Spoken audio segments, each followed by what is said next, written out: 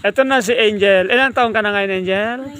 9 mo na, no? Nung magdadalaga ka na. Anong grade mo na? Grade 3 po. Grade 3 mo na. So, ang panawagan sa'yo ni Jesus, Angel, ay tinatawagan ka niya, anak, upang sambahin mo siya.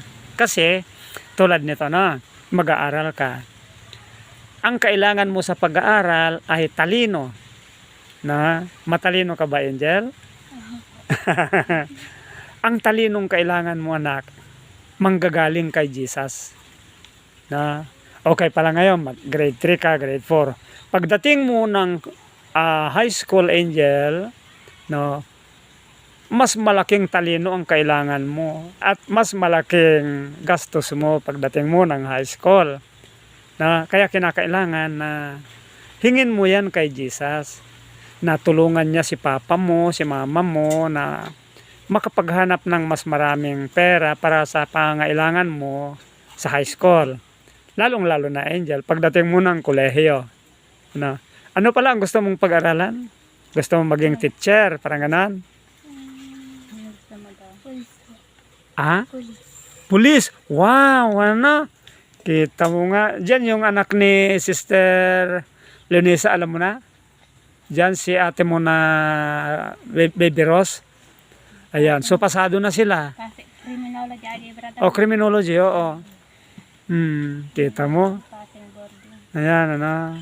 Ngayon, Angel, ang sekreto, anak, ng pagkakamit mo ano, ng tagumpay, na kay Jesus lang. Kaya dito, tinatawagan ka ni Jesus, Angel, upang sambahin mo si anak, tawagin mo si mama mo, si papa mo. At ipaghahanda ka niya ng magandang kinabukasan. Ano? Ang iyong kalusugan, karunungan, upang makamtan mo ang iyong pinapangarap. So, pulis. No, siguro, hindi mahirap yan. No, dahil kung gagabayan ka ni Jesus, nasa kanya lahat ang iyong mga pangangailangan. Ibibigay niya yan sa oras ng iyong pangangailangan, sa pamagitan ng iyong mga magulang. Kaya, sana, Angel, sa Sabado, no, nandun kayo ni mama mo, ni papa mo. No? Noon, brother, matalang nilakay ko lang, brother. Kasi yung kung may pangako nga mata, nagtitresa ako na kayo, brother. Hante mo. Idawatan tayo ni Apo Diyos. Kulatan, brother, orin no, kulatan ko, karkararang kanina lata, brother. No, orin na nga mamatan ko, kaya na rin gagawin tagpangako, brother, nga matan sa, siyempre, madakis mo. Kasi, sister,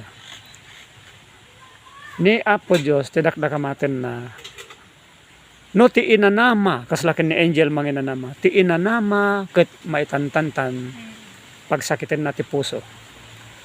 Adu ti sakit ti puso nga rumwar, sister, agsipod tada dya tarigagay no kwa, na ti panangayab ni Apo Diyos, handa kayat nga ikkan iti gundaway.